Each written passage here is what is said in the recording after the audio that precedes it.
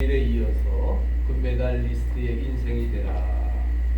그리고 오늘은 이제 올림픽 폐막식이 있는 날입니다.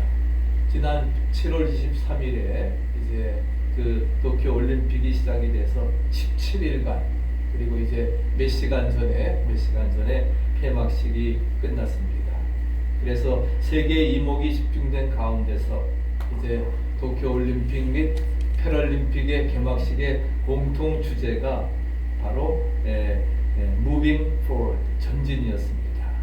그래서 어떤 그런 장애물 속에서도 잘 은혜 가운데 연결되어지고 치러지고 연결되어져서 정말 우리 모두가 하나가 되어지는 앞으로 전진하는, 그래서 감동으로 United by Emotion, 감동으로 우리 모두가 하나가 되어짐을 말씀을 했습니다.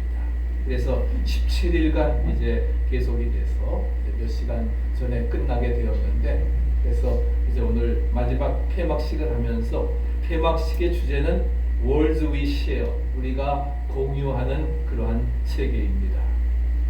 지난 17일간 다양한 문화와 배경을 가진 개인들이 스포츠를 통해서 연결이 되고 함께 새로운 경지에 올라가는 모습을 지켜볼 수 있었습니다. 올림픽은 우리에게 어떤 다양성과 포용에 대한 생각할 양식이 되고, 또 이것이 바로 팬데믹의 패럴림픽으로 연결되어집니다. 같은 장소에 있을 수는 없었지만은 같은 순간을 공유할 수 있었다고 하는 그 사실이 우리에게 절대 잊지 못할 그런 2020년의 그 올림픽의 경험이 될 것입니다. 그리고 이 핵심 메시지가 더 밝은 미래로 향하는 문을 열 폐막식이 되었던 것을 찾아볼 수가 있습니다. 그래서 우리가 공유하는 세계, World We Share, 바로 이 주제는 우리 모두가 자신만의 세계를 가지고 그 세계를 공유한다고 하는 그런 생각을 표현해주고 있습니다. 그래서 우리 올림픽에서 가장 감격적인 순간은 무엇보다도 금메달을 목에 걸고 국가가 연주되어지는 그런 시간입니다. 모든 선수들은 웃기도 하지만 감동의 눈물을 흘리는 것입니다. 그렇기 때문에 우리 모두가 정말 인생의 금메달리스트가 되기 위해서 우리가 어떻게 해야 될 것인가. 금메달리스트 인생이 되려면 우리 세 번째로는 방향과 목표를 분명히 세워서 다름질해야 되는 것입니다. 바울이 우리에게 가르치는 다름질의 원칙은 방향과 목표가 분명해야 된다는 것입니다. 우리 26절 같이 한번 읽어보실까요? 그러므로 내가 다름질하기를 한강없는 것 같이 아니하고 싸우기를 허공을 치는 것 같이 아니한다. 다름질하는 것을 방향이 없이 그저 무조건 달려가는 것이 아니라 싸우기를 허공을 치는 것 같이 아니한다는 것입니다. 다름질에 있어서 제일 중요한 두 가지는 뭐냐? 첫째는 뭐예요? 방향이, 디렉션, 방향이, 뛰어가는 방향이 정확해야 된다는 것입니다. 또 하나는 목표 지점을 정확히 알고 뛰어야 된다는 거예요. 방향이와 목표 지점이 바라야, 그래야 이것이 모든 것을 이겨나갈 수 있다는 것입니다. 다름질의 방향이 바로 가야 되고, 또 뛰다가 곁길로 가는 좋은 것을 준다고 해서 그냥 거기에 눈이 팔려서 안 된다는 것입니다. 거기에 우리가 면류관을 바라보고 우리가 나아가야 된다는 것이지요. 믿는 사람과 믿지 않는 사람의 차이가 무엇이겠습니까? 믿지 않는 사람은 일생 동안 방향각 없이 무의미하게 살다가 생을 낭비하지만, 그리스도인들은 인생 삶의 궤도가 분명해야 됨을 믿으시기 바랍니다. 믿음의 주여 온전케 하시는 그 예수님을 바라보고 우리가 그래서 승리하는 인생은 목표가 분명하다 하는 것을 우리에게 말씀해주고 있습니다. 존 하갈이라고 하는 분은 좋은 목표를 설정하는 5가지 원리를 말씀했습니다. 첫째는 목표가 구체적이고 분명해야 된다는 것입니다. 두 번째는 그 목표를 측정할 수 있어야 된다는 거예요. 그리고 그 목표를 달성할 수 있는 것이어야지 달성할 수 없는 그런 무의미한 것이 되어서는 안 된다는 것입니다. 더 중요한 것은 현실적이어야 된다는 거예요. 실제적이고 현실적이고, 또 목표는 만질 수 있고 눈에 보여야 된다는 것입니다. 그것이 우리에게 무엇보다도 중요하다는 사실입니다. 중세의 유명한 수도사였던 그 토마스 아켄피스의 그리스도를 본받아라고 하는 그러한 책이 있습니다.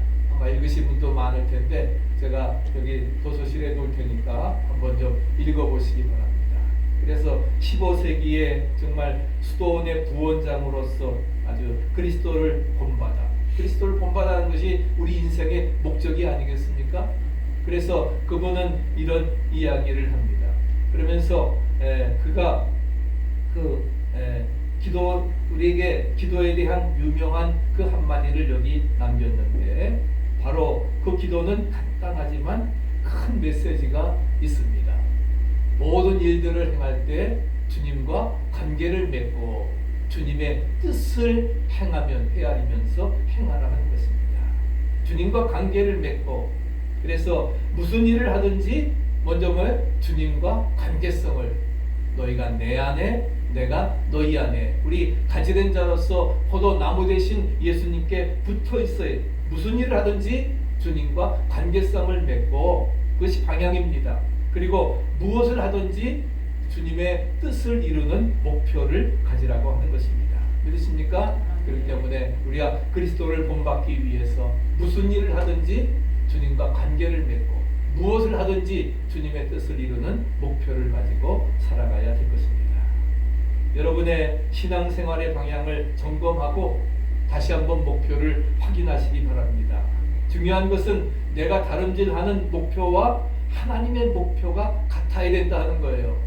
나의 품은 뜻 주의 뜻같이, 할렐루야, 이것이 중요하다는 것입니다.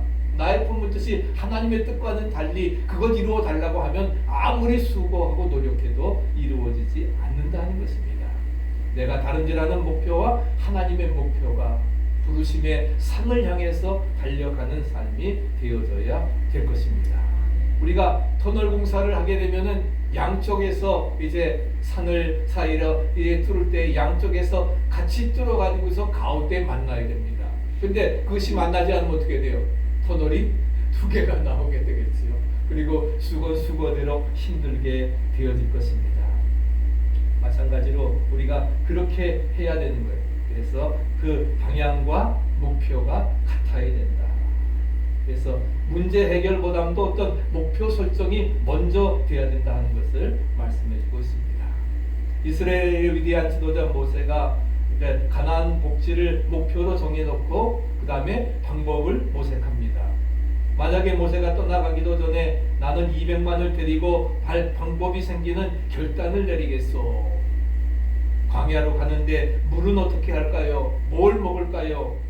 수많은 문제를 제기했다고 하면은 아무로 갈 수가 없었을 것입니다. 왜? 벌써 사흘 만에 그 마라의 쓴물을 먹을 물도 없고, 한 달 지나니까 신광야에 가서 먹을 것도 다 떨어져 버렸습니다. 근데 어떻게 살겠어요? 아마 그거 먼저 문제 제기하면 아무것도 못했을 것입니다. 그렇지만은 긍정적인 마음을 가지고 어려움을 당할 때에도 하나님만 바라보고, 할렐루야, 하나님이 지시하신 대로 순종해 나갔을 때에 그들은 40년의 광야 생활을 끝내고 무사히 이제 가나안 땅에 도달할 수 있었습니다.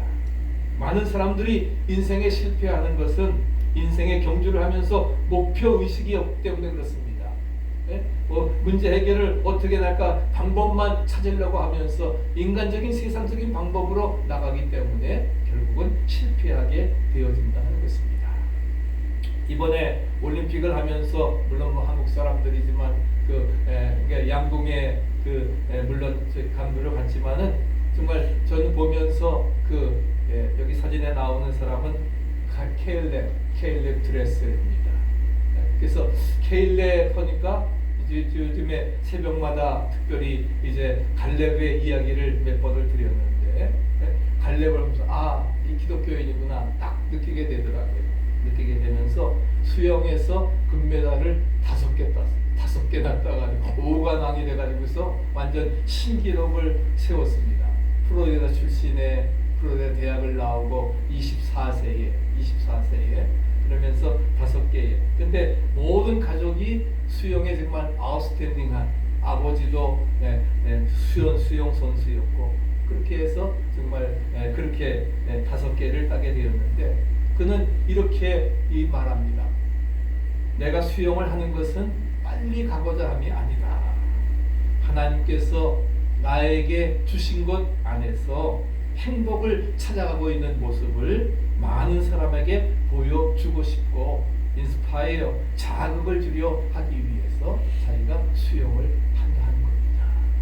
그래서 빨리 가서 내가 금메달 따려고 하는 것이 아니라 하나님께서 나에게 주신 그 능력 안에서 여기서 뭐예요? 행복을 찾아가는 겁니다. 행복을 찾아가고 있는 모습을 많은 사람들에게 보여주고 자극을 주려고 한다는 것입니다. 제 사진을 어떻게 보니까 지금은 저기 자켓을 입었기 때문에 모르지만 이 왼팔에 올림픽 마크의 그 문신이 새겨져 있더라고요. 뭐 그건 뭐 그렇고 근데 왼손을 보니까 왼손 팔 전체가 문신이 새겨져 있어요. 그래서 처음에 볼 때에는 제가 왜 문신을 새겼을까 그렇게 했는데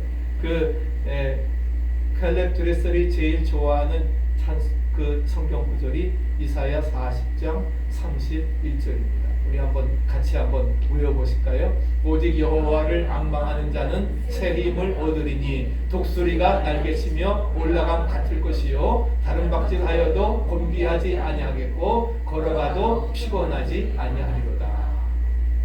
여호와를 앙망하는 자에게 하나님께서 새 힘을 주셔서 독수리의 날개치며 올라감 같을 것이고 곤비 다른 박질해도 곤비치 아니하고 걸어가도 피곤치 아니하도록 여호와를 앙망하는 자에게 새 힘을 주신다.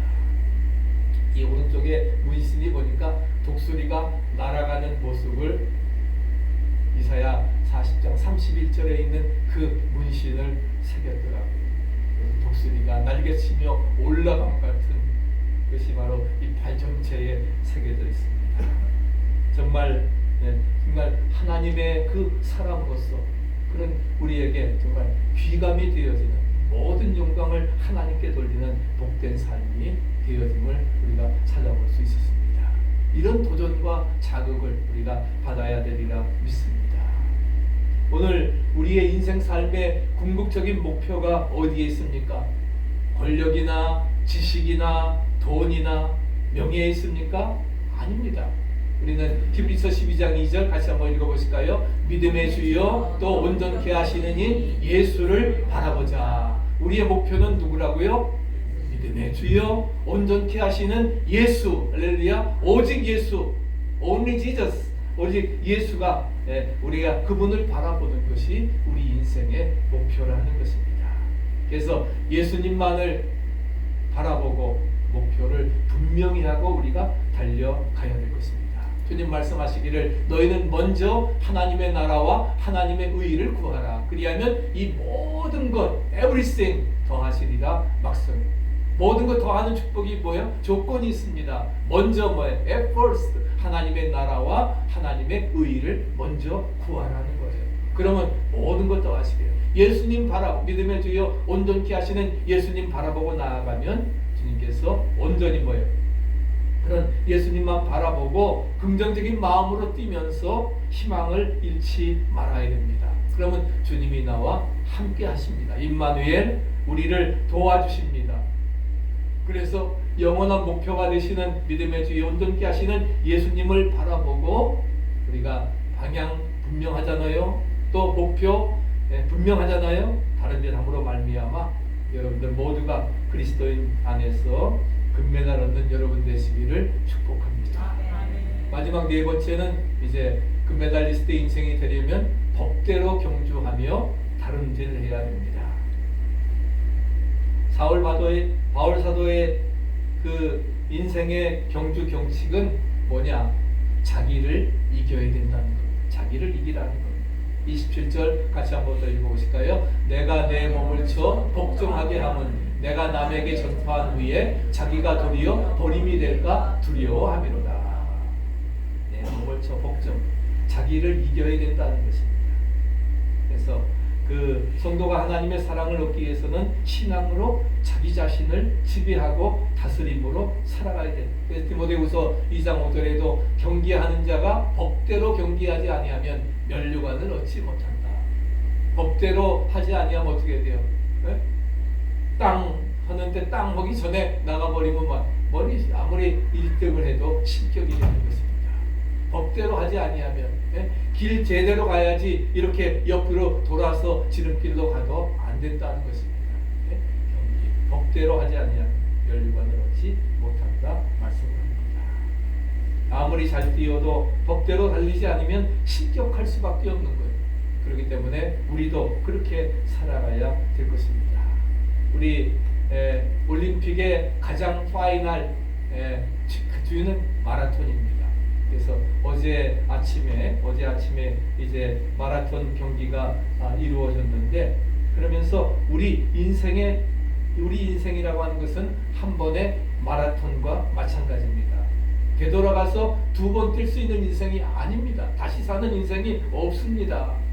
다시 또 젊을 때부터 돌아서 인생의 마라톤의 승자로 골인하기 위해서는 실제적으로 우리가 육체적인 마라톤을 뛰는 사람과 똑같은 규율을 지키고 또한 뛰어야 된다는 것입니다.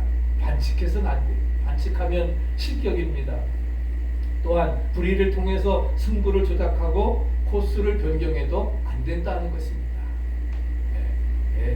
정확하게 모든 것들을 이루어 나가면서 그 다음에 정해진 코스 안에서 정직하고 근면하고 충성되고 성실하게, 할렐루야, 정직, 근면, 충성, 성실하게 우리는 목표를 향해 믿음의 주여 온전케 하시는 그 예수님을 향해서 우리가 뛰어가야 된다는 사실입니다.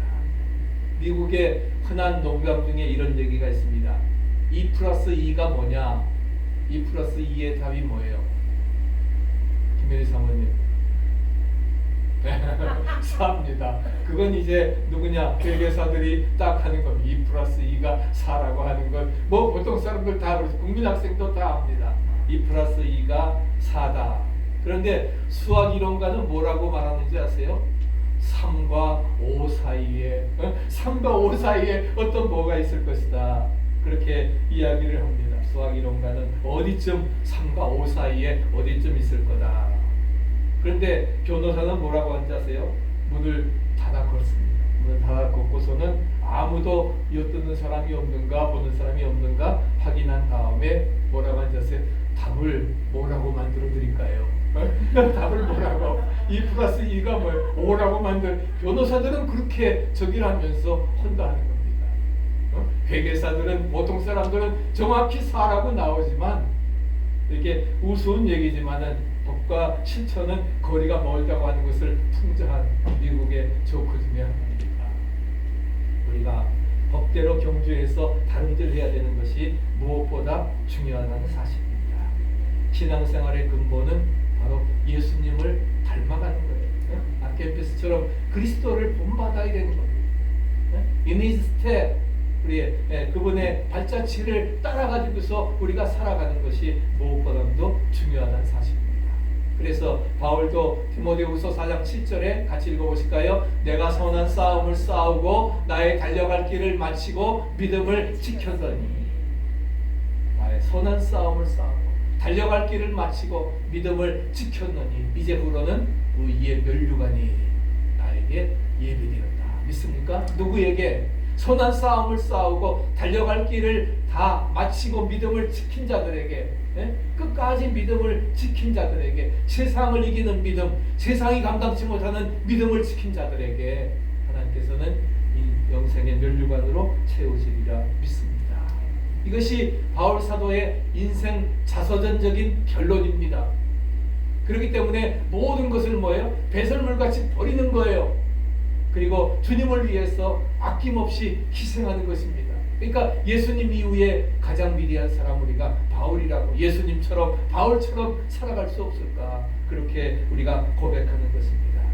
우리는 잘 싸우고 잘 달려가야 되리라 믿습니다. 아멘. 영적 싸움 잘 싸우고 잘 달려가서 승리해서 자기를 이겨야 된다는 거예요. 1등을 목표로 하는 사람은 경기에 최선을 다하기 위해서 모든 것을 절제해 나가야 되는 것입니다. 바로 시합 몇 달 전부터 이제 당일의 최상의 컨디션을 위해서 선수들은 준비하고 나아가는 것을 찾아볼 수가 있습니다. 마지막에 이어 하나 드리고 말씀을 마칩니다.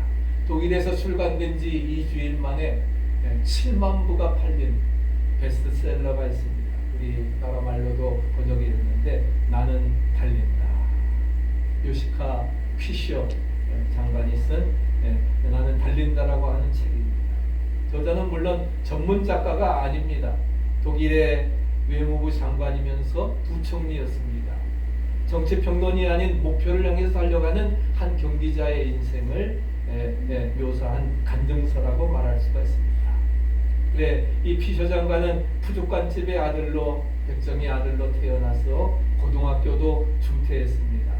삶의 밑바닥을 헤매면서 많은 방황을 하다가 35세에 연방의회에 진출하고 헤센주 환경장관이 되면서부터 정치가로 두각을 나타내고 있습니다. 어려서부터 스포츠를 즐기고 181cm의 키, 75kg의 몸무게를 가진 당당한 청년인데 정치 성공을 위해서 열심히 일하며 과중한 업무에 시달리고 스트레스를 받으니까 먹는 걸로 그런 스트레스를 풀어서 그런지 요즘에 팬데믹에 다들 뚱뚱해지는 것처럼 결과 115kg, 40kg가 늘었습니다. 40kg가 늘어서 115kg가 되었습니다. 그래서 1996년에 아내가 아유 뚱뚱한 남자하고 살지 않겠다 해가지고 이혼 결별을 선언을 하고 그래서 충격을 받았어요. 그러면서 이 피셔 장관이 요시카 피셔가 중대한 결심을 합니다. 이럴 수 없다. 내가 이렇게 이혼당하면서까지 이렇게 살아갈 수는 없다. 그래서 목표를 세웁니다. 다시금 옛날에 75kg으로 만들자. 방법은 뭐예요? 달리기입니다. 매일매일 달리기. 매일매일 달리기. 그래서 그 과감한 결단과 끈기 있는 실천. 그래서 마지막으로 이런 유명한 말을 합니다. 내 몸 하나도 조종하지 못하면서 내가 무슨 일을 하겠는가? 내 몸 하나도 내가 컨트롤하지 못하면서 내 몸 하나도 내 마음대로 못하는데 내가 무슨 일을 하겠느냐? 간단한 말이지만 정말 위대한 선언 아닙니까?